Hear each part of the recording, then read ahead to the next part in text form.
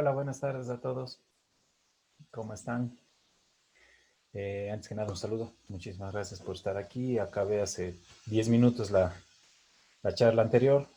Tuvimos que dividirla porque habían muchos interesados y Zoom obviamente no me daba la capacidad. Entonces, démonos 5 minutitos, ¿les parece? Mientras la gente ingresa y, y podemos seguir. Les pido, hay una pequeña encuestita que está en pantalla. Me gustaría que me ayuden. Eso me da un poquito de información de, sobre todo con quienes estamos interactuando. Cualquier pregunta, cualquier cosa, pues el chat está abierto. Yo iré leyendo en la charla. Hola Beatriz. Hola Jessica. Jessica, perdón, revisa tu audio. Es posible que tu computadora no esté conectada porque aparentemente me están escuchando bien. Si es que me pueden confirmar si me están oyendo. Aquí me sale la luz verdecita que sí estoy hablando. Ok, nos damos 5 minutitos, ¿les parece? Mientras tanto me ayudan contestando y volvemos. Ya, les voy a dejar con la pantallita.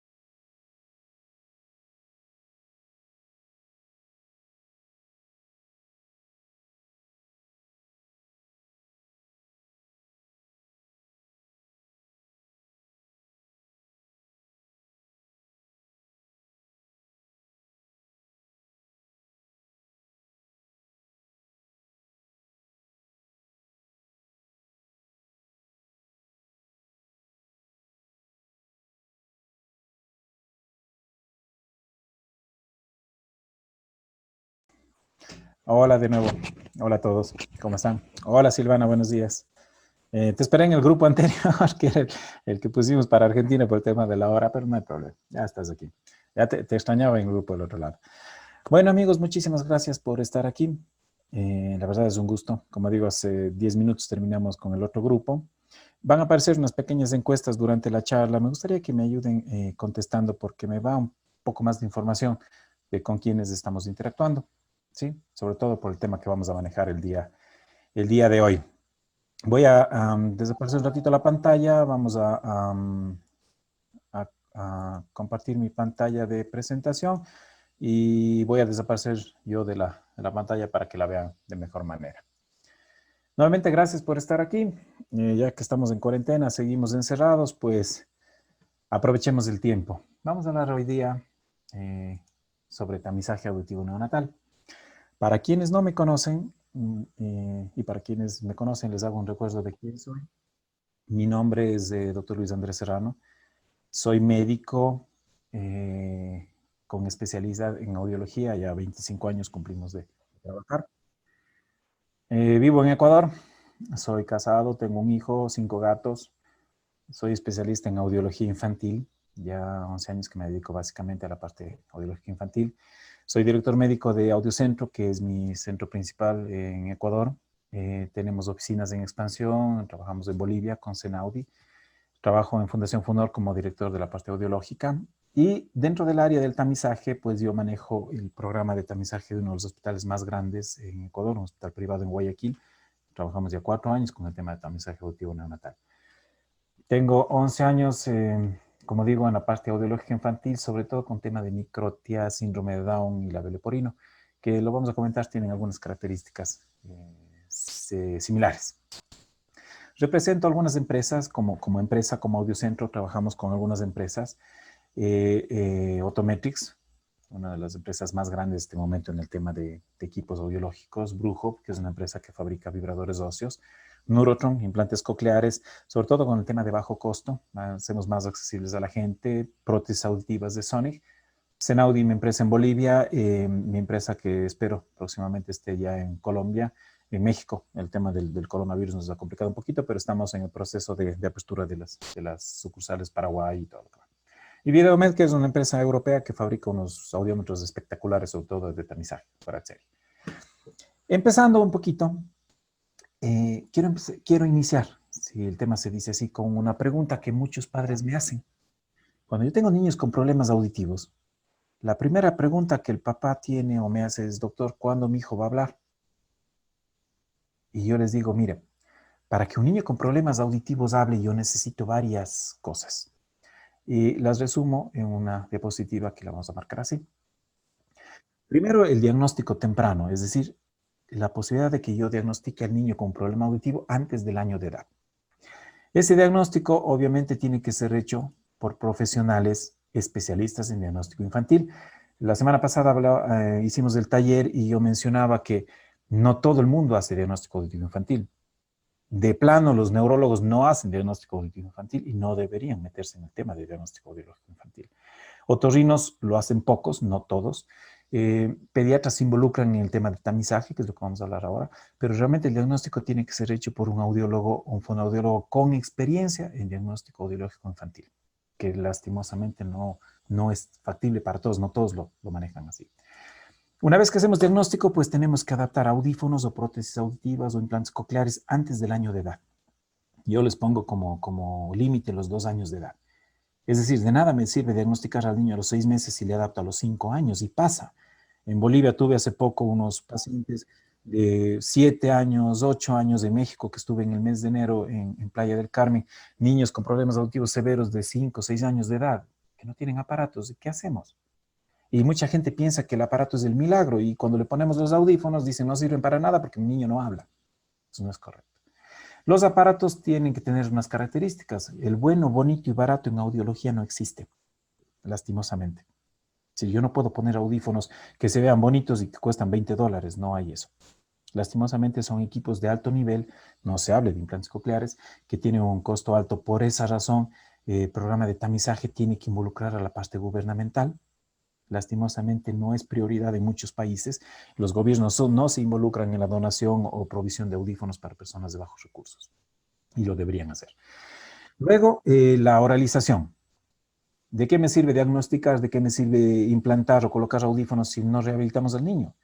Y vuelvo y repito, muchos padres piensan que el audífono y el implante es un milagro, y nos pasó en Bolivia con 2 niños implantados, le pusieron los implantes y nunca fueron a una terapia.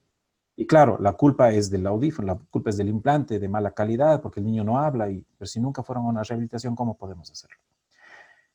Involucramos a la familia, ¿sí? La familia es el principal soporte de un niño con problema auditivo. En nuestra sociedad machista, lastimosamente, muchas veces el problema de la audición se enfoca a la mamá. La mamá tuvo la culpa y la mamá tiene que ver cómo lo soluciona, y el padre se deshace del problema. Entonces, si la familia no se integra, las posibilidades de que el niño se recupere, obviamente disminuyen drásticamente. El tiempo de rehabilitación que tengamos. No es lo mismo dar terapia 1 hora, una vez al mes, que darla todos los días, pero es decir, la manera en la que vamos a trabajar con el niño. Tenemos que involucrar a la sociedad. Ahí entra lo que se llama integración. A mí me encanta leer el tema de la integración. Y aquí en Ecuador sí se da, y con orgullo lo digo. Aquí las universidades, los colegios reciben a niños con problemas auditivos. Pero hay otros países en los que no. Nace un niño con problema auditivo y es un discapacitado que tiene que aprender señas, y solo va a ser o carpintero o mecánico, o las niñas van a ser costureras o amas de casa, porque no tienen otra opción. Y eso no es correcto. Un niño con problema auditivo tiene que ser lo que él quiera hacer. Si quiere ser médico, abogado, cura, con que no sea político, cualquier cosa es buena, ¿sí? Pero para eso tenemos que darle las herramientas. Entonces, yo cuando pongo este esquema, lo comparo a una caja de cambios de un auto. Todos los piñones tienen que funcionar en conjunto. Si uno de los piñones no funciona, el resto falla. Y generalmente el primer piñón que funciona mal es el diagnóstico temprano, que es lo que nos vamos a enfocar nosotros ahora con el tema del tamizaje auditivo neonatal. Como digo, es la primera herramienta, el primer punto que tenemos para diagnosticar tempranamente a los niños. No puedo hablar de tamizaje si no definimos qué es tamizaje. El tamizaje no es más que filtrar o cernir. Ustedes tienen un cernidor en su casa y filtran las partículas grandes.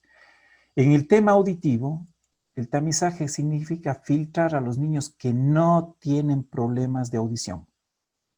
Y ese es un punto que tenemos que empezar a tener claros. El tamizaje no es diagnóstico. El tamizaje es solamente coger y decir, mire, este niño parece que tiene un problema, examinémoslo. Este niño pasa, este niño pasa, este niño tiene un problema, tenemos que examinarlo. Entonces, cuando yo converso muchas veces con profesionales o con padres, dicen, le hicieron el tamizaje y el niño está perfecto, le hicieron el tamizaje y el niño está sordo. No, no, no, el tamizaje no es eso. El tamizaje es solo filtrar niños para nosotros, como profesionales, darles un diagnóstico de mejor calidad. Esta es la idea de un tamizaje neonatal. Esta diapositiva la presento siempre. En este caso hay una pequeña diferencia a la manera. Un programa de tamizaje no funciona si no tenemos un equipo multidisciplinario. Es decir, necesitamos pediatras, necesitamos otorrinos, necesitamos neonatólogos, necesitamos todo un equipo de trabajo para poder nosotros diseñar un programa de tamizaje universal y de primer nivel. Y yo lo agrego siempre, la información. De nada sirve que yo haga tamizaje, que yo tenga el mejor equipo, que tengamos todo, si la gente no lo sabe. Y ese fue uno de los errores que yo encontré cuando empecé mi primer programa de tamizaje hace ya 20 años. Que yo tenía todo lindo, pero la gente no tenía idea de lo que yo estaba haciendo, ni siquiera el médico vecino de lado. Entonces, si no hacemos un tamizaje y no informamos a la sociedad, no informamos a los médicos, no informamos a los padres, de nada sirve. Entonces ahí involucra redes sociales, diarios, prensa, en fin, todas las herramientas actuales que tenemos para que la gente sepa qué es lo que estamos trabajando y qué es lo que estamos haciendo. No puedo hablar de tamizaje si no defino hipoacusia. Todos somos profesionales en el área y conocemos que la hipoacusia no es más que la privación o la disminución en la facultad de escuchar que tenemos, pero pocos saben o pocos no tienen clara la idea de la representación que tiene esto en el desarrollo del niño. El 75% de información que un niño recibe es auditiva. Todos los estímulos entran por ahí. Si es que esa recepción de información está alterada, el niño tiene un serio problema de comunicación y de desarrollo, interrelaciones, digámoslo así, con el resto. Entonces, por obvias razones, tenemos que trabajar en ese tema. La hipoacusia congénita, es decir, la posibilidad de que un niño nazca con un problema auditivo, es la patología más frecuente que se presenta en los niños recién nacidos. De todas las patologías que los niños pueden presentar, la patología auditiva es la más frecuente. Estadísticamente decimos que 3 a 4 de cada 1000 niños nacen con problemas de audición. Estaba revisando el tema del tamizaje en Argentina con Silvana y allá ponen que 1 a 5 por cada 1000, es decir, mucho más alto todavía. Y a mí me encanta cuando yo menciono este tema de la estadística, porque todo el mundo dice, sí, doctor, 3 cada 4.000, pero nadie tiene idea real de qué es lo que eso significa. Entonces, me gustaría ponerles un poquito de estadísticas de lo que pasa en Latinoamérica con el tema de la hipoacusia. Estos son datos de la CEPAL al 2020, es decir, todo lo que vamos a tener este año. Significa que este año en Latinoamérica van a nacer aproximadamente 30 a 40.000 niños con problemas auditivos. Si pueden ver cada país, es, por ejemplo, Silvana en Argentina lo puse con el 5 por cada 1000 que pusieron ustedes, nacen entre 2.000 a 3.000 niños por año en Argentina con problemas auditivos. Mi país de Ecuador están 1.300 niños por año y así pueden ver cada una de las estadísticas. Mi pregunta es, ¿dónde están esos niños? ¿A cuántos de esos niños hemos diagnosticado? ¿Y cuánto tenemos que esperar para que esos niños lleguen a nuestros centros de diagnóstico? Entonces, los números son fuertes y son altos. Y cuando esto yo presento, estuve en Paraguay en el mes de febrero y estaba el ministro de Salud y le presenté una estadística así, se quedó loco. Es decir, tenemos que trabajar, tenemos que hacer algo. Y ahí es cuando involucramos al gobierno, porque hablar de 30 a 40.000 niños con problemas auditivos a los cuales no les damos las herramientas para que puedan salir adelante, significa una gran carga al Estado. Hay un estudio en Inglaterra que menciona que aproximadamente un niño con problema auditivo le cuesta al Estado entre 4 a 5.000 dólares por año. ¿Sí? Hablamos de medios especiales, hablamos de escuelas de integración, hablamos de situaciones. Si no les damos la herramienta, imagínense el costo que es para, multiplíquenlo por 30.000 niños, el costo se dispara, altísimo. Son más de 150 millones de dólares al año que cuesta eso. Ok. Entremos un poquito en el tema de clasificación de hipoacusias. Cuando yo hago la pregunta muchas veces a la gente, oye, ¿cómo clasificas las hipoacusias? Toditos me dicen, es neurosensorial, mixta y conductiva. Pero yo sé mencionar que el tema va un poquito más allá. Las hipoacusias las clasificamos como congénitas o adquiridas. Congénitas, todas aquellas que se presentan hasta el mes de nacido, y las adquiridas a partir de los 28 días de nacido. ¿Sí? Ambas pueden ser de tipo unilateral o bilateral. La clasificación conductivas mixtas neurosensoriales y neurales, las nuevas, no digamos nueva, sino que estamos diagnosticando con más exactitud ahora las hipoacusias de tipo retrococlear. Leves, moderadas, severas a profundas, la ausencia de lenguaje, obviamente en pérdidas severas a profundas, alteraciones ya del lenguaje en pérdidas leves a moderadas que se presentan. Y las adquiridas pueden ser todo eso, pero adicional pueden ser agudas, súbitas, temporales, crónicas, progresivas o permanentes. Cuando yo era profesor en la universidad y ponía un diagnóstico a un paciente y generalmente me daban solo, es hipoacusia conductiva, 0. Porque un paciente puede ser hipoacusia congénita, bilateral, conductiva, severa, progresiva. Así podemos tener 3 o 4 diagnósticos diferentes en el tema de hipoacusias. Ahora la pregunta tácita es, ¿en un niño nosotros vemos la hipoacusia? A no ser que el niño nazca con un síndrome asociado a hipoacusia muy representativo, síndrome de Down, microtias, Treacher-Collins o cualquier afectación, la hipoacusia no se ve. Entonces a mí me encanta poner esta diapositiva porque pregunto, ¿cuál de los niños es del niño sordo? ¿Sí? La hipoacusia no se ve. Sin embargo, yo me gustaría que los pediatras o los médicos que reciben a los niños vieran un tema como esto, que el niño puede salir con un problema auditivo y que vale la pena examinarlo. Es decir, el niño puede decirte, oye, Ana, mira, yo creo que puedo tener un problema de audición. ¿Qué tal si me evalúas tempranamente? Entonces, para eso nosotros tenemos ciertos parámetros que nos permiten sospechar la presencia o no de un problema auditivo. Y son los famosos factores de riesgo. Ahora, no todos los niños tienen factores de riesgo. Se considera que el 50% de los niños con problemas de audición no presentan ninguno de los factores que vamos a hablar. Por esa razón, el tamizaje tiene que ser universal. Es uno de los errores que se presentan en muchos países. En México, por ejemplo, están tratando de pasar una ley que obligue a hacer tamizaje solo a niños con factores de riesgo, lo cual significa que el 50% de niños con problemas de audición se van a ir por otro lado, no van a ser diagnosticados. Entonces, ¿qué son factores de riesgo? Son signos o señales que nos permiten sospechar que el niño puede tener un problema de audición y que tenemos que tener mucho más cuidado en él y meterlo en un programa de tamizaje, que lo llamo yo, que involucra controles periódicos. Veamos cuáles son. Hay dos tipos de factores. Aquellos que se presentan hasta los 28 días, es decir, nace el niño hasta los 28 días. Y tenemos, vamos en orden alfabético, las anomalías craneofaciales. Toda malformación a nivel de la cabeza puede conllevar un problema de audición. Me molesta muchas veces, como trabajo con microtia, como trabajo con síndrome de Down, que no se considere que los niños con esas patologías tienen problemas auditivos o pueden tener problemas auditivos. Los simples mamelones periauriculares, es decir, las bolitas de carne que se presentan a nivel cerca del conducto, pueden ser un signo de un problema neurosensorial. Entonces, los niños tienen que ser evaluados y considerados como un factor de riesgo para mantener un programa de control continuo. Historias de sordera infantil. No es raro que yo tenga pacientitos y que digan, sí, sabe que el tío, abuelo, sobrino, nieto de mi mamá tuvo un problema. Es decir, hasta la quinta generación nosotros consideramos como un factor de riesgo la hipoacusia infantil para evaluar a los niños. Tenemos casos de familias, yo tengo casos de niños, primos, hermanos que tienen problemas de audición. Entonces vale la pena considerarlo como dentro del factor de riesgo. La asfixia, es decir, el Apgar alterado. Mucha gente habla del tema y no sabe ni siquiera qué es el Apgar. El Apgar mide la vitalidad del niño. Cuando nacen los chiquitos, el pediatra hace una evaluación de varios parámetros, como están el esfuerzo respiratorio, la frecuencia cardíaca, el tono muscular, el color de la piel, los reflejos que presenta el niño, y en una escala de 1 a 15 marca. Entonces, los Apgar con valores menores al 4 al primer minuto y no se recupera a los 5 minutos porque se hace medición en 5 minutos, con menor a 6 a los 5 minutos implican un grado de hipoxia severa en el niño. Es decir, el niño nació con un problema severo. ¿Sí? Y eso marca la hipoxia neonatal y por ende la posibilidad seria y drástica de que el niño tenga un problema de audición.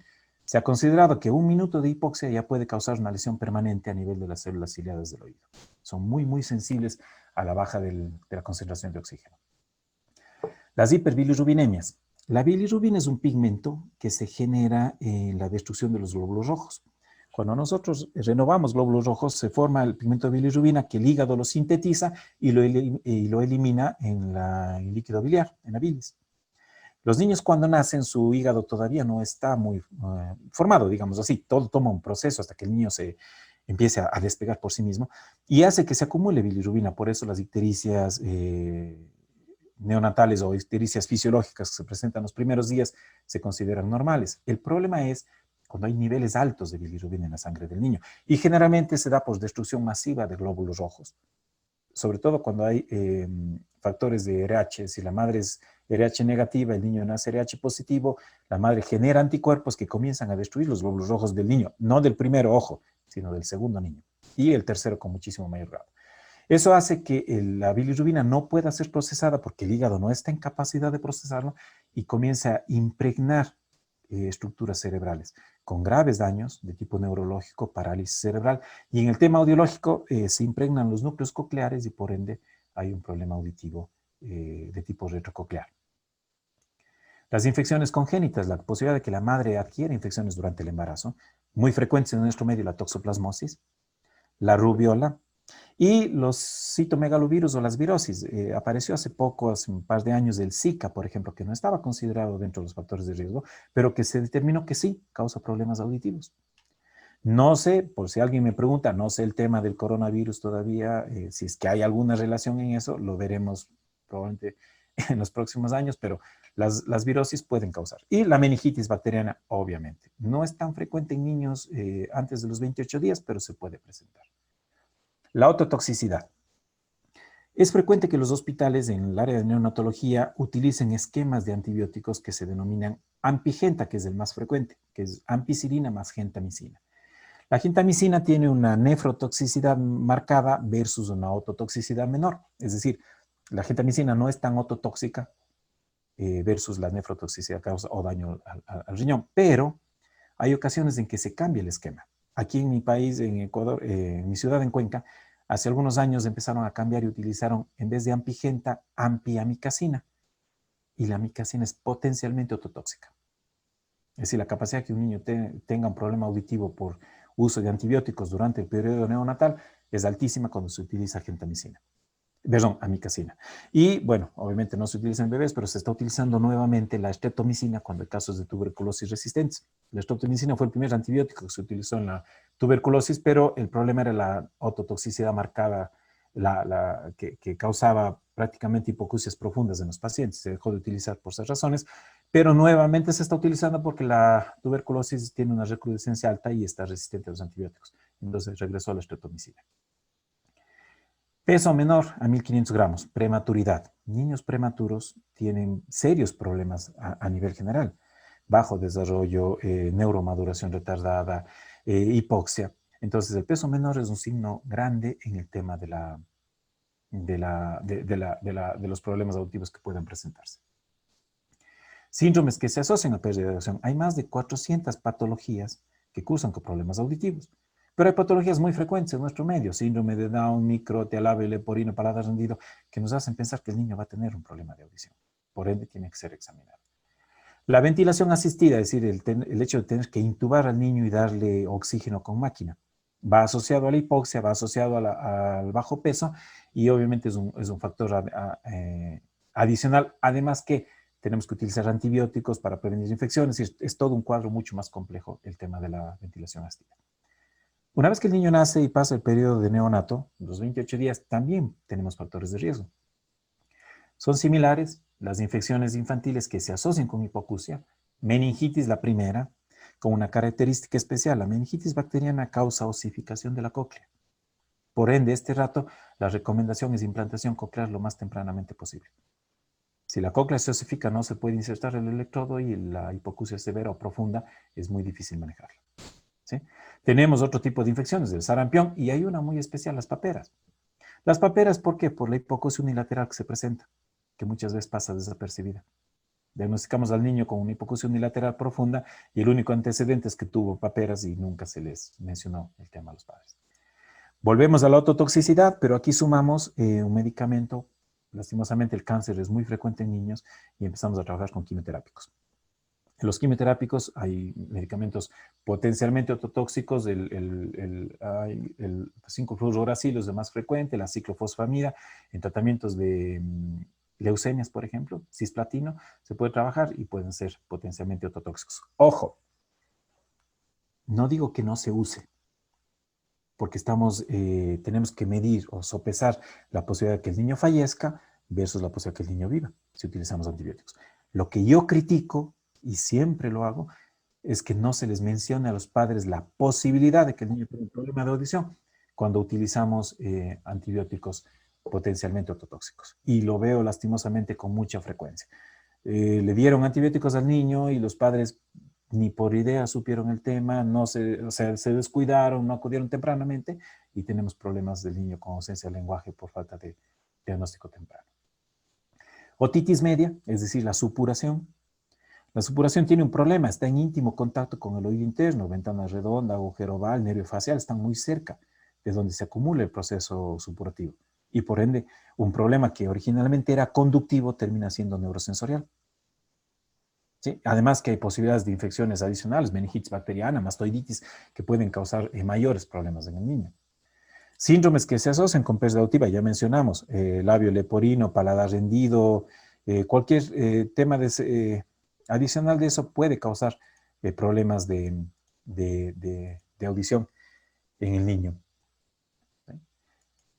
Traumas de cráneo, los niños empiezan a caminar, empiezan a jugar y las posibilidades de presentar un daño o un traumatismo por golpes o caídas está presente, entonces hay que pensar en eso. Las fracturas de peñasco, las fracturas de hueso temporal pueden ser frecuentes en los niños. Hay un síndrome, se llama síndrome de tercera ventana, que es el único que presenta hipoacusia conductiva y sin embargo el niño tiene timpanometrías normales y son generalmente secundarios a problemas traumáticos. Entonces hay que tener pendiente ese tema. Lo dejo aquí porque es algo que manejamos con muchísima frecuencia dentro del punto de vista otorrinolaringológico. Los problemas de vías respiratorias superiores. Y entra el problema con los pediatras. El pediatra es enemigo de que se opere al niño. Cuando hay hipertrofia de adenoides, es enemigo de que se le saque las amígdalas. Si tiene una rinitis alérgica, no se puede hacer una cirugía para paliar esa situación. Y sin embargo, nosotros tenemos problemas en los niños. Las adenoides están justo a la entrada de la trompa de Eustaquio. La cola del cornete oblitera la trompa de Eustaquio, causando problemas de otitis medias con frecuencia. que muchas veces no son diagnosticadas hasta que llega a la escuela. ¿Y por qué las diagnostican? Ah, es que el niño tiene un déficit de atención, un síndrome de hiperactividad. Claro, pues si está sordo y no le interesa un pepino lo que dice la profesora, porque no le oye. Entonces le toca trabajar. Trabajamos mucho, yo manejo, bueno, aquí en Ecuador es ley el tema del tamizaje escolar. Yo cambié un poco el esquema, yo no hago audiometrías escolares, hago valoraciones escolares con timpanometría y ortoemisiones porque me da un mejor parámetro. Yo puedo tener audiometrías normales, entre comillas, en un niño con una disfunción tubárica que va a causar un problema respiratorio en pocos meses, y un problema auditivo, perdón, en pocos meses, y que no se diagnostica adecuadamente si no hacemos timpanometría. Entonces yo no uso audiometrías, uso timpanometrías con autoemisiones y me va muchísimo mejor en el tema de la valoración escolar. Permítame un ratito para ver el chat. Okay. Razones para hacer un tamizaje auditivo universal. Cuando nosotros presentamos proyectos a los hospitales o clínicas privadas, tenemos que justificar el por qué hacemos un tamizaje. Y hay varios parámetros para eso. Primero, cuando yo hago un programa de tamizaje, la patología que voy a examinar tiene que tener gran importancia en el desarrollo del niño. Como dijimos, la parte auditiva es la más frecuente y obviamente si el niño no escucha, el niño no habla.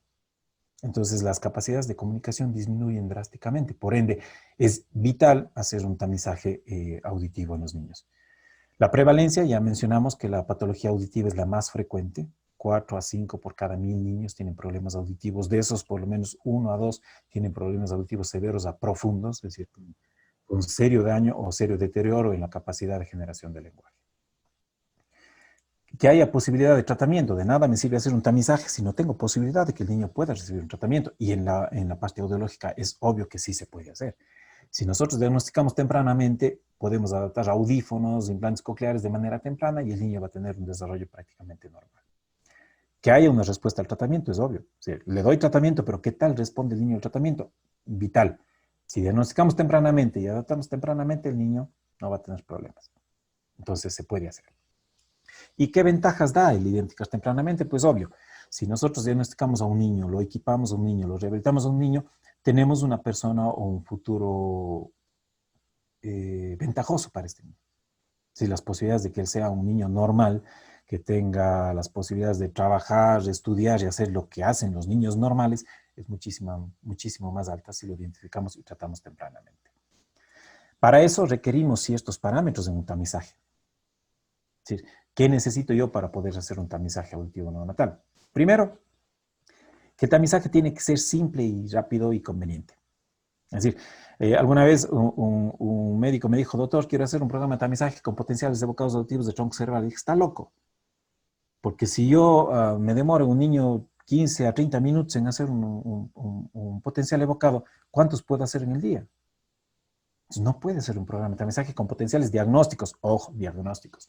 ¿Sí? Entonces tiene que ser un programa que sea rápido y fácil de implementar. Un ratito que se perdió mi cursor de nuevo. ¿Dónde estás? Se perdió. Disculpen que tengo 3 monitores y no sé dónde fue el cursor. Ok. Que sea rápido de ejecutar y de desarrollar, es decir, muy sencillo. O sea, que no tenga que tener un sitio especial y un local especial y equipos de última. No, o sea, muy fácil y muy sencillo de manejarlo. Que sea objetivo. ¿Sí? Para esto necesito equipos de sistema paso o falla, que no requieran interpretación. Si yo me pongo a hacer un programa de tamizaje donde yo tenga que evaluar las respuestas y diagnosticar respuestas, el programa no funciona. Tiene que ser fácil, o sea, el equipo tiene que decirme, este niño pasó y este niño no pasó. Alta sensibilidad y especificidad, que lo vamos a tratar un poquito más adelante, para ver qué es lo que significa esto realmente. Les voy a poner un tema aquí. Ya. Ok. Que sea de bajo costo y efectivo, que sea bajo costo tanto para la persona que lo implementa como la persona que paga el examen en casos de método privado. Si no podemos hacer programas de tamizaje con pruebas que cuesten $100 o $150, no, son pruebas muy económicas que normalmente ya en programa de hospitalario no pasan del $1 o $1.50 por paciente, incluso menos, dependiendo del número de pacientes que tenga. Entonces, cuando tenemos toda esta curva, todos estos parámetros bien marcados o bien formados, el tamizaje va a ser efectivo. Ahora, ¿qué características debe tener el equipo que hacemos o que utilizamos para tamizaje? Primero, que tiene que ser de alta sensibilidad. A mí me encanta esto porque nosotros manejamos la parte comercial de equipos audiológicos y muchos me dicen, ay, doctor, quiero un equipo de altísima sensibilidad y altísima especificidad.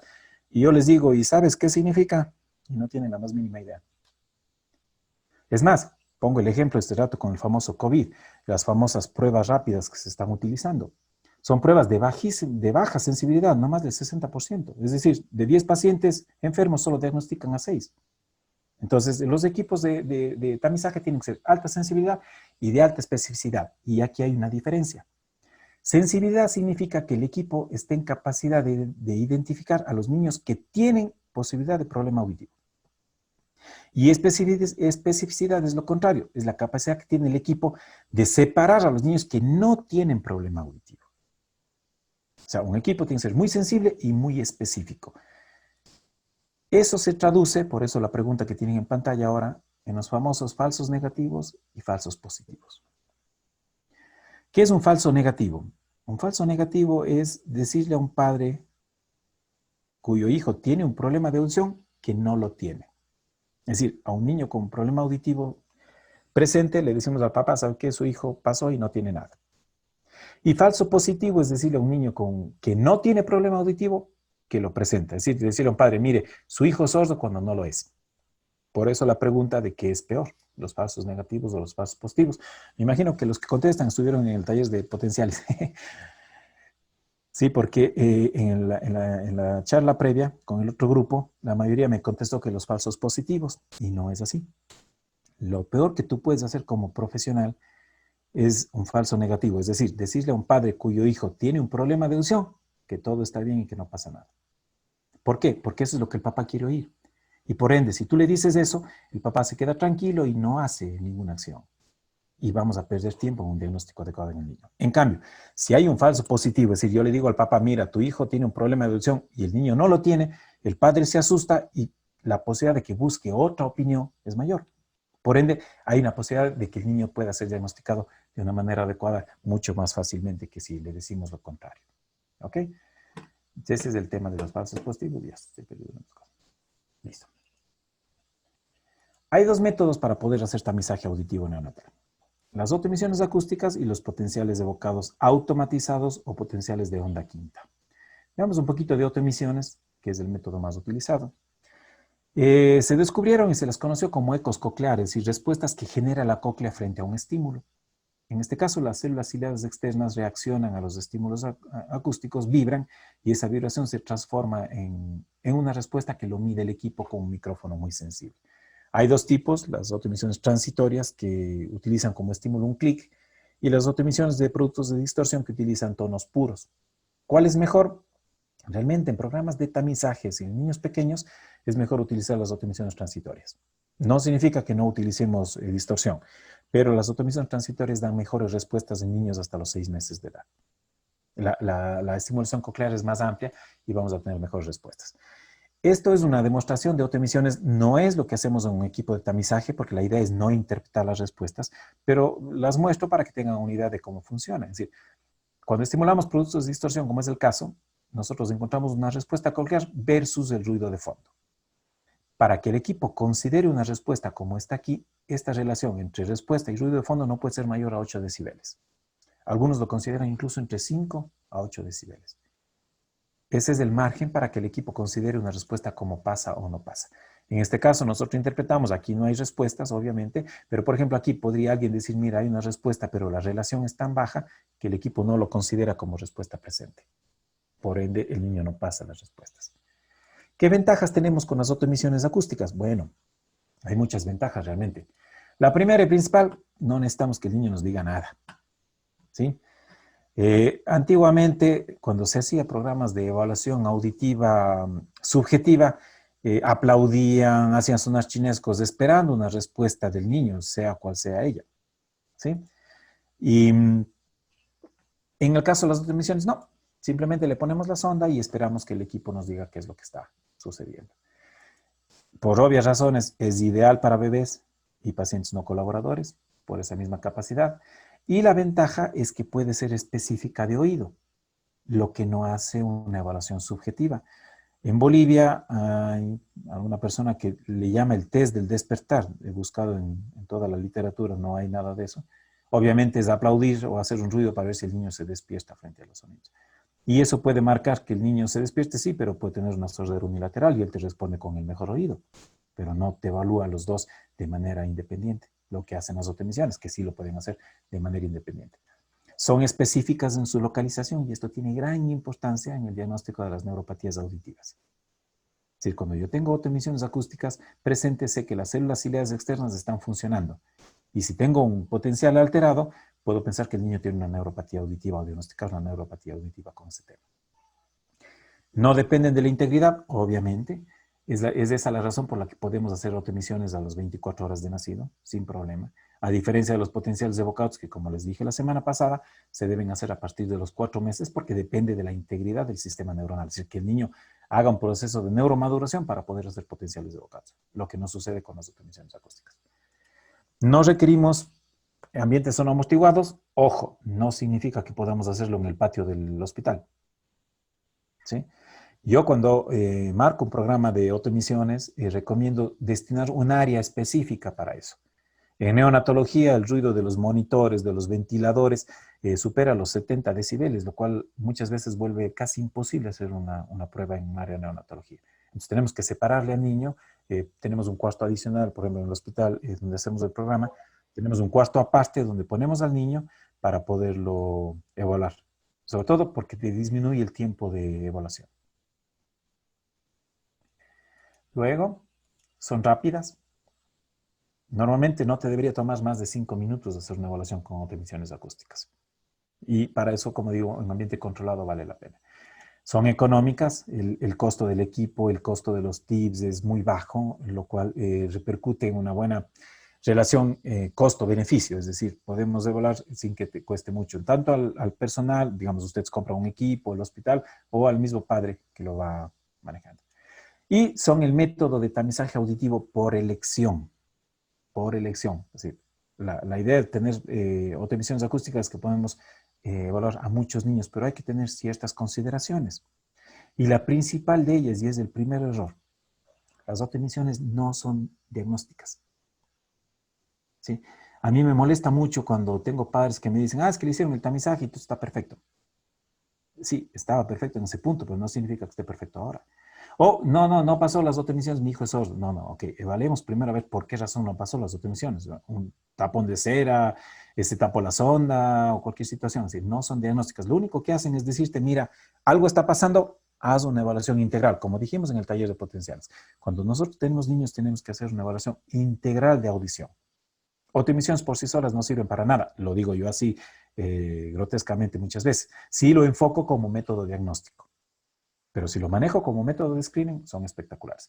Y no se aplican en patologías de oído medio y oído externo, obviamente porque necesitan que el sistema conductivo esté indemne. Sin embargo, como les dije al inicio, yo sí los utilizo como método de evaluación escolar. Y justamente lo utilizo por esto. Porque si tengo un niño con un problema de oído medio, una otitis media por una disfunción tubárica, por un problema de rinitis alérgica, el niño no me va a pasar las autoemisiones y voy a tener un timpanograma plano o un timpanograma reducido. Le mandamos al otorrino, colocamos tubos de ventilación, le damos un tratamiento y yo debería recuperar las autoemisiones, con lo cual me permite manejar al niño en dos escenarios. Entonces, para mí son ideales justamente por esta posibilidad de que no se aplican cuando hay patología de oído medio, porque me permite diagnosticar problemas de disfunción tubárica en los niños en edad escolar sobre todo. Es la manera en la que yo uso como tamizaje escolar.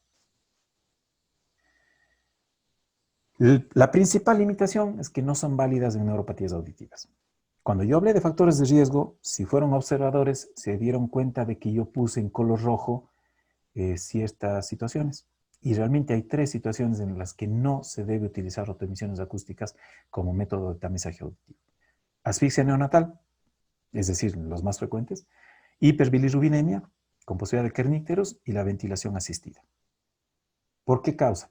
Porque la hipoacusia que se puede presentar es de tipo retrococlear. Por ende, los niños van a pasar una prueba de autoemisiones acústicas y vamos a tener falsos negativos. Y como le dije hace un rato, si yo le digo al niño que tuvo una asfixia neonatal, o al padre, perdón, cuyo niño tuvo asfixia o tuvo hiperbilirrubinemia, le decimos, ¿sabes qué? Pasó el tamizaje, todo está bien, ese padre se queda contento y tendremos casos de que el niño a los 5 años no habla y no desarrolla adecuadamente porque está sordo de manera retrococlear por una neuropatía auditiva. Es por esa razón que usamos el segundo método de tamizaje, los potenciales evocados automatizados de onda quinta. ¿Sí? Los potenciales evocados automatizados son respuestas electrofisiológicas, obviamente son similares a los potenciales de clínicos, pero tenemos un sistema objetivo. Vuelvo y repito, sistema pasa o falla. Es decir, no requerimos interpretación. El sistema automáticamente hace la respuesta. Este es el sistema NAPRO, creo que el más moderno en este momento para eso, y nos va a dar una forma de pasa o falla, nada más. No hay interpretación.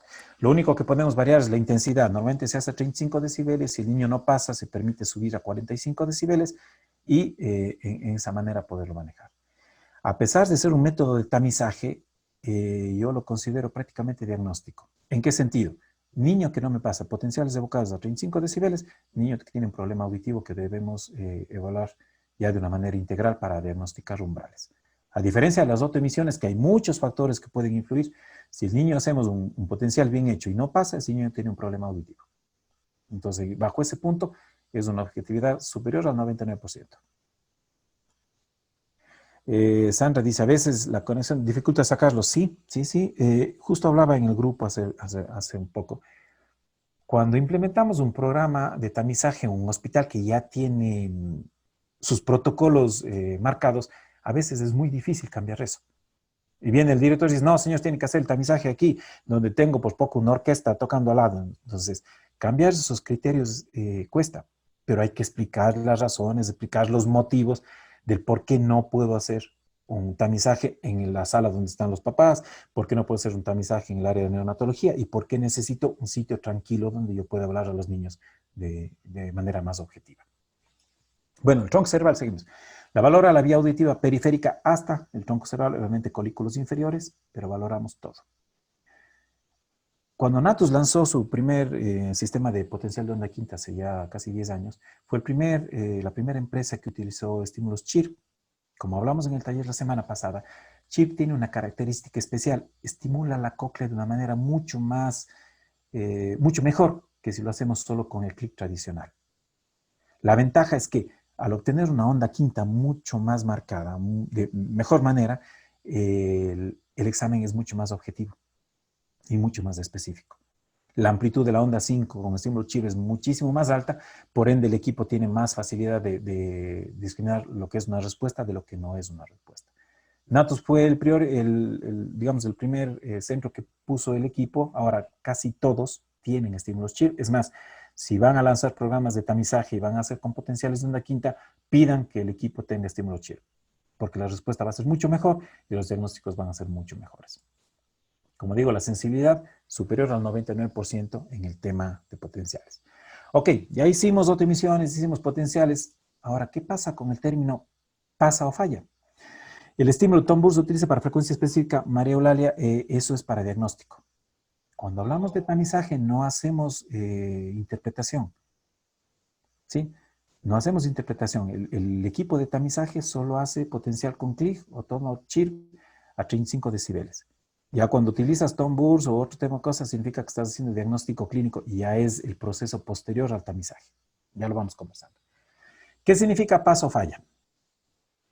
Pasa significa que en el momento en que yo baile al niño, se cumplieron el 99% de los parámetros que el equipo considera válidos para pasar la respuesta. Generalmente en autoemisiones, como digo, que la relación entre ruido de fondo y la autoemisión sea mayor a 5 o 8 decibeles. ¿Sí? Pasa significa que el niño ese momento cumplió los criterios y que ese momento no necesita una nueva evaluación. Sin embargo, siempre se considera que el niño debe ser observado en su desarrollo. Es decir, el hecho de que el niño pasó el tamizaje al nacer no significa que no tenga un problema auditivo a los 6 meses o un año y que empiece a retrasarse en el lenguaje. Y por esa razón el error de considerar las autoemisiones como diagnósticas. Sí, en ese momento que le hicieron pasó, pero no significa que posteriormente no vaya a pasar. Justamente lo que estamos aquí. Pasa no significa que la audición es perfecta. Además hay un margen. Las autoemisiones se presentan hasta los 50 decibeles en promedio. Es decir, nosotros podemos tener hipoacusias leves que van a pasar el tamizaje. Entonces es importante considerar eso. Vean el desarrollo del niño, veamos si es que hay un problema de retardo, tenemos que trabajar en ese tema y diagnosticar adecuadamente. Pasa no significa que la audición va a ser perfecta en el tiempo, que es otro de los errores.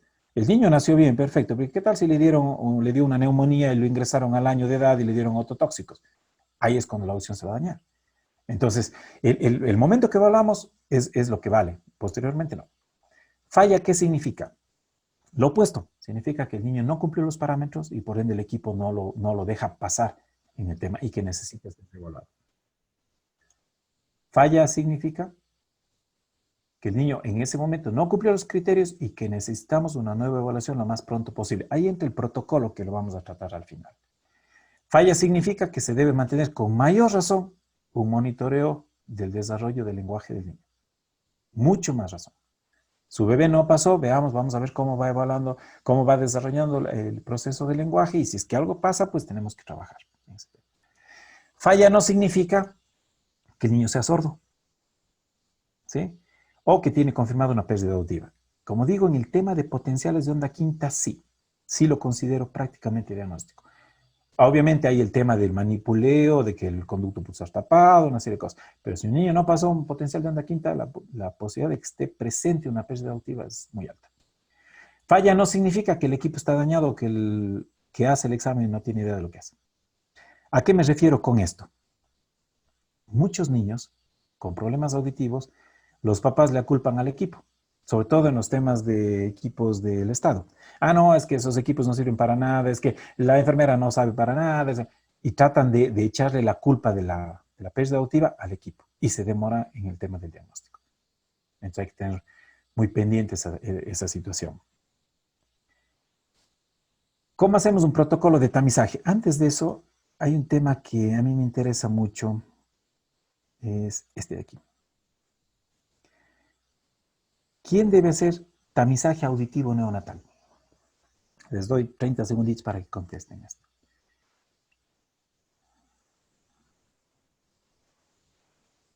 Esta es una pregunta que cuando la menciono, mucha gente se enoja conmigo, porque me dicen que estoy equivocado.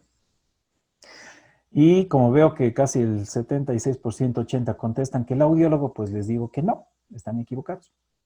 Totalmente, sí, Silvana. Nosotros, y te pongo un ejemplo. Los médicos en un hospital no toman la temperatura, no toman la presión, no hacen la evaluación inicial del paciente. ¿Por qué? Lo hace el personal de enfermería. ¿Por qué? Porque necesitas tiempo para diagnosticar. El tamizaje no es diagnóstico. El tamizaje es solo filtrar a los niños que no van a pasar para que tú los diagnostiques. Por ende, el tamizaje en un hospital lo debe hacer el personal de apoyo. Enfermeras, estudiantes, residentes, ellos tienen que hacer. ¿Por qué? Porque te quitan tiempo como profesional. Tiempo, estábamos conversando en el grupo anterior y justamente una chica de Argentina me decía que se demora 2 a 3 horas en hacer el tamizaje. 2 a 3 horas que ella podría aprovecharlo en diagnosticar a niños, en rehabilitar a niños, en adaptar audífonos, en adaptar prótesis. El tamizaje no lo debe hacer el audiólogo porque es pérdida de recursos. Lo tiene que hacer el soporte del hospital. Y es lo que nosotros tratamos de hacer. Cuando hay tema de tamizaje, yo generalmente entreno a la enfermera que está de planta en neonatología, a la persona que más tiempo esté ahí, para que ellas hagan los tamizajes y refieran a la parte audiológica del diagnóstico. Entonces, ese es un punto que hay que considerar siempre. El tamizaje no lo tenemos que hacer nosotros. No estamos para eso. Nosotros estamos para diagnosticar, que es diferente. ¿Cómo hacemos un protocolo de tamizaje? Ok. Sí, el 70% piensa. Esta es la manera en la que yo recomiendo hacer el protocolo. Lo basamos en la experiencia que tienen en Estados Unidos. En Estados Unidos, el 100% de niños se evalúa. 100%.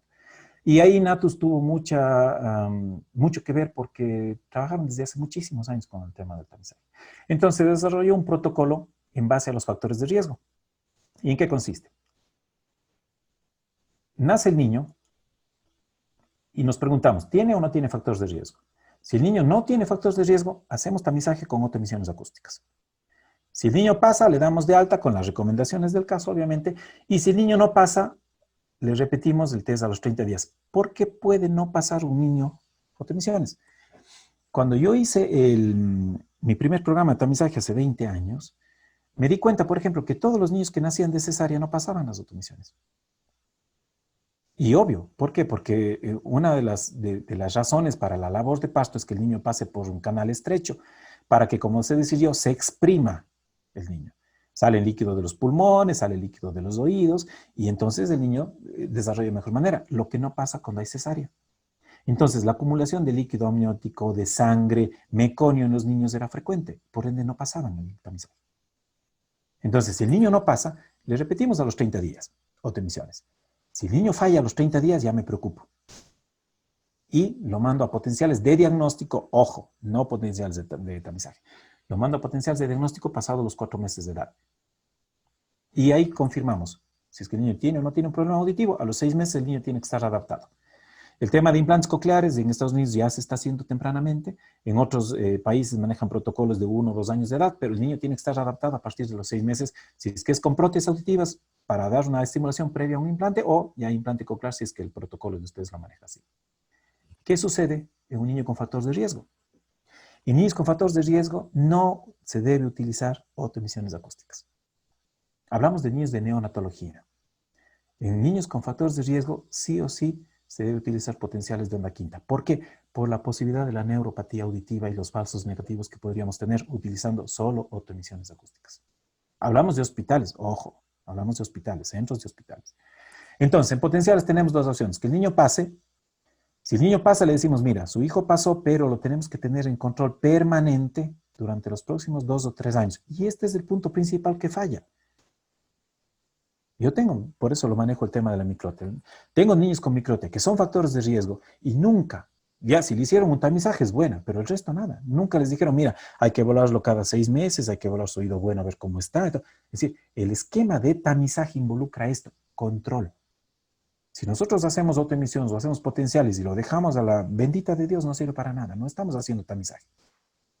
Estamos haciendo una prueba que no sirve para nada. El tema es este, el control. Si el niño no pasa los potenciales de onda quinta, como dije, prácticamente está diagnosticado. Sin embargo, repetimos a los 30 días por la posibilidad de que el conducto está tapado, lo que sea. Y igual, a los 4 meses confirmamos y adaptamos a los 6 meses de edad.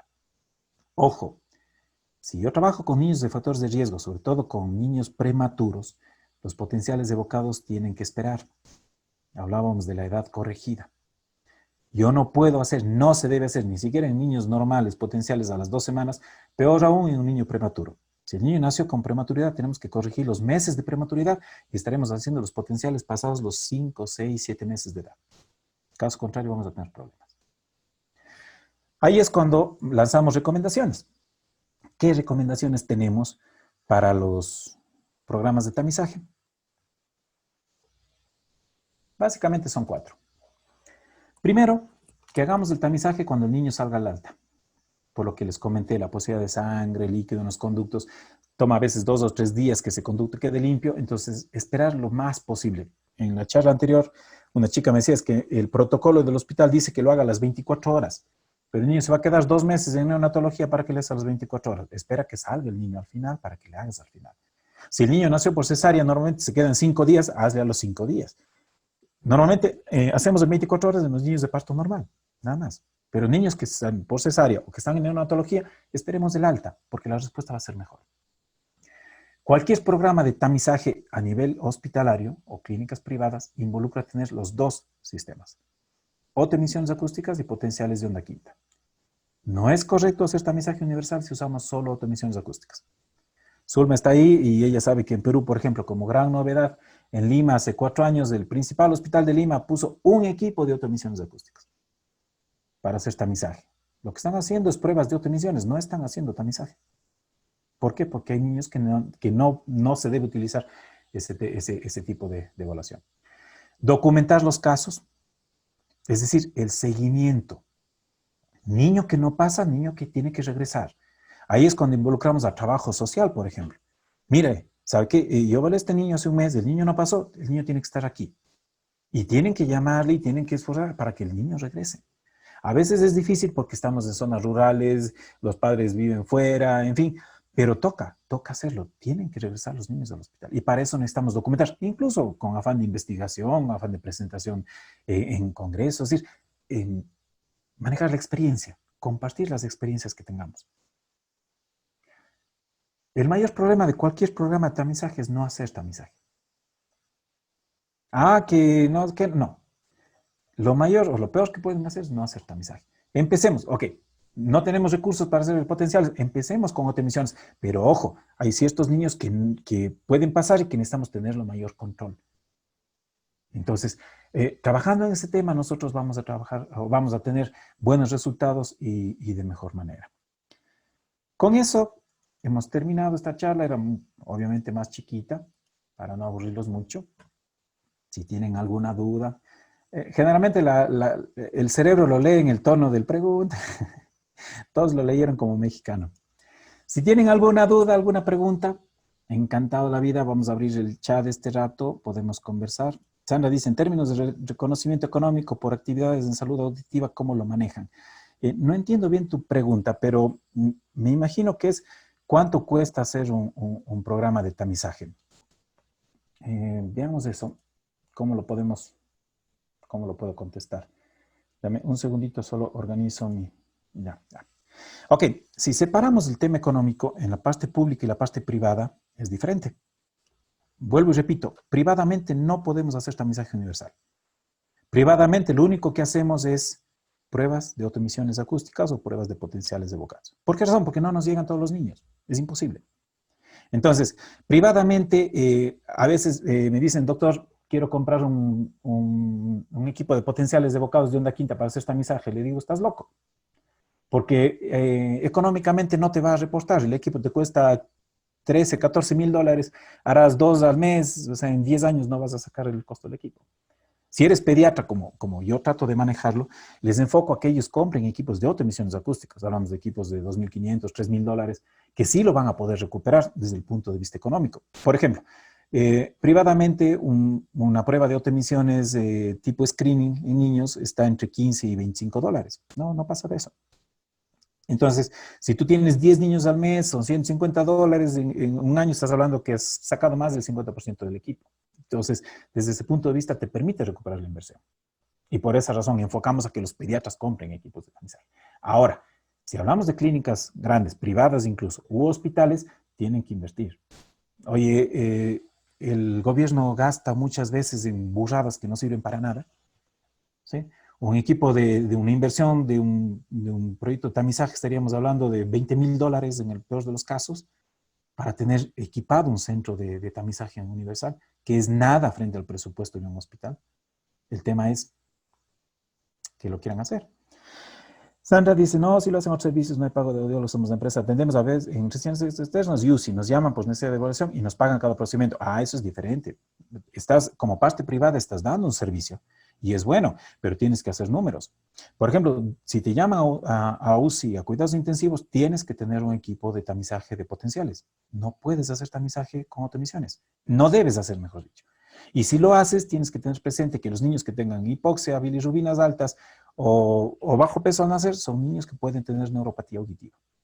Y tú haces las emisiones, te van a pasar y el reporte puede ser completamente erróneo, falsos negativos. ¿Ok? ¿Alguna otra pregunta? Tal vez Silvana, ¿quieres comentar algo? Ya te abrió. Ay, a ratos no se abre el audio. Ya, creo que se abrió. A ver, antes del protocolo eran ambos estudios. ¿Desde cuándo cambió esto? ¿En qué sentido? De utilizar autoemisiones y potenciales. El hecho de diagnosticar mejor. O sea, si yo tengo potenciales evocados como método de diagnóstico, ¿para qué hago autoemisiones? A no ser que obviamente quiera confirmar una neuropatía auditiva.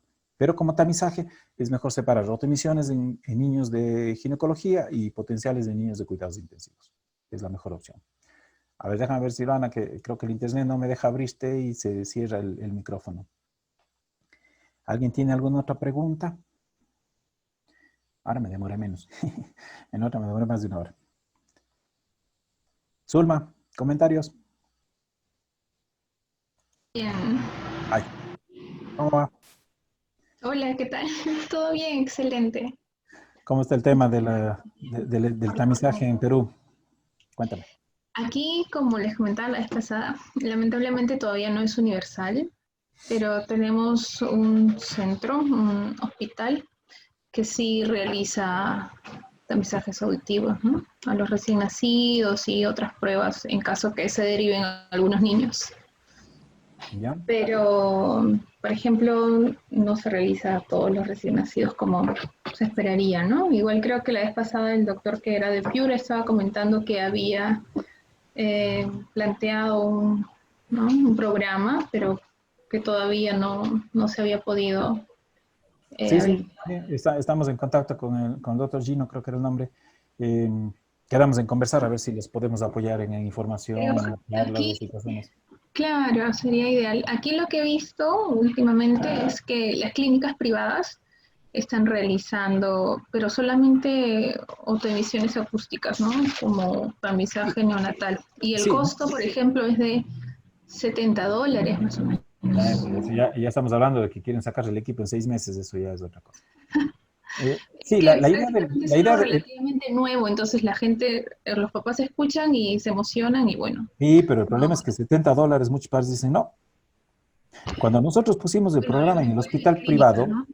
cuando Ujú. yo puse el programa en el hospital privado, el director del hospital era un colombiano. Y eso tiene muchísimas ventajas porque Colombia en el tema del tamizaje estaba súper bien. Claro, Entonces, eh, él puso condición, aquí se hacen todos los niños. No hay opción a que me digan, este niño no se puede hacer.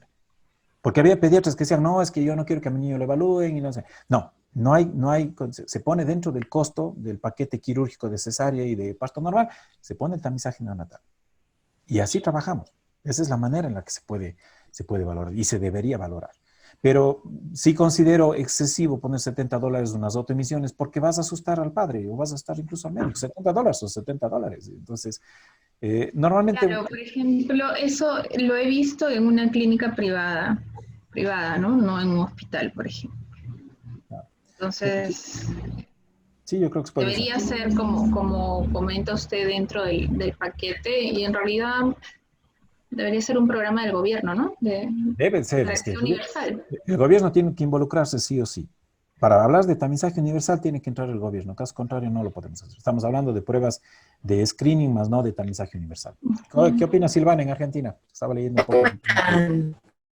Qué suerte que puede participar.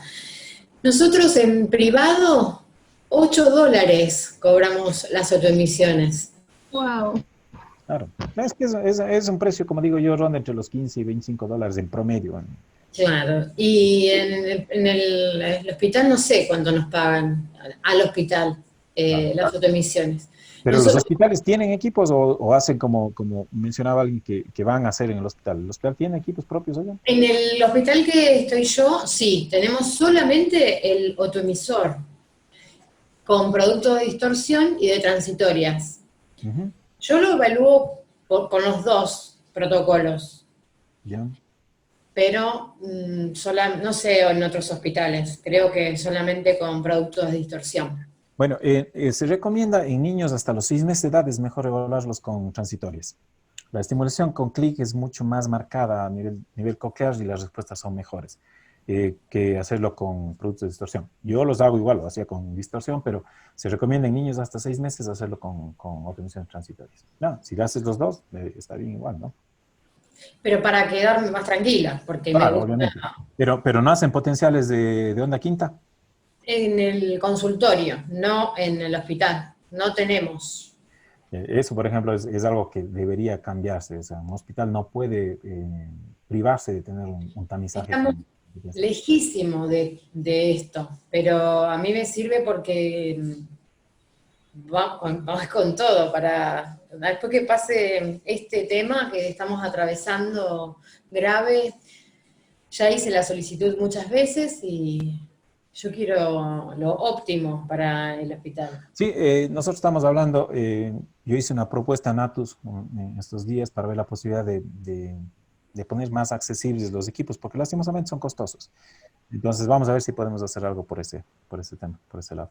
Pero con mucho gusto, va a ser bien recibido, porque hace No, rato que estoy atrás de ah, esto. ya, esta semana les tenía que mandar el diploma a los participantes del taller de potenciales e igual a los de la charla de autoemisiones. Y va a ir una sorpresa con un tema de Natus. Vamos a ver. Por eso me demoré unos días, pero espero el día lunes mandarlos con eso. Lo de la sorpresa es constante, porque sos tan generoso con lo que nos informas. Es increíble. Eso es siempre.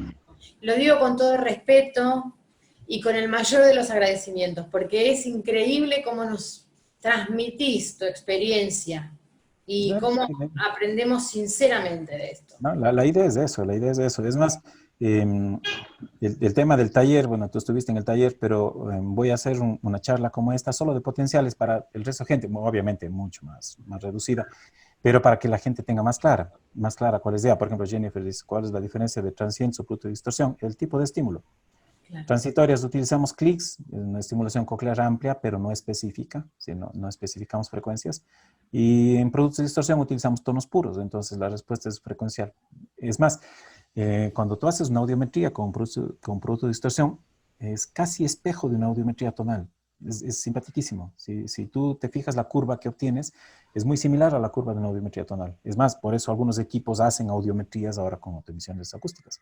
El Natus NAPRO que les mostré la semana pasada tiene un protocolo para hacer una audiometría, o sea, te grafica una audiometría en base a productos de distorsión. No lo uso, obviamente hay otros parámetros mejores, pero hacia eso tiende, a tener una mejor respuesta en ese tema. ¿Sí? Bueno, pues espero les haya gustado la charla, de verdad. Les agradezco el tiempo, nos pasamos un poquito. Espero que disfruten el fin de semana. Nos veremos, si Dios quiere. Como digo, voy a lanzar una charla chiquita de potenciales evocados para complementar el tema. Y veamos, pues, si seguimos encerrados, seguiremos informando un poco más en lo que va. Sí, parece que sí. Aquí seguimos ya 5 semanas y parece que estaremos por lo menos un mes más, siquiera, en estas situaciones de encierro y cosas. Cuídense mucho. Muchísimas gracias. La charla va a estar disponible igual a subir al internet para que la puedan revisar y todo lo que va. ¿Sí? Gracias, más bien. Gracias. Ok, cuídense. Un gustazo. Chao, Silvana. Hasta luego. Chao, gracias. Chao.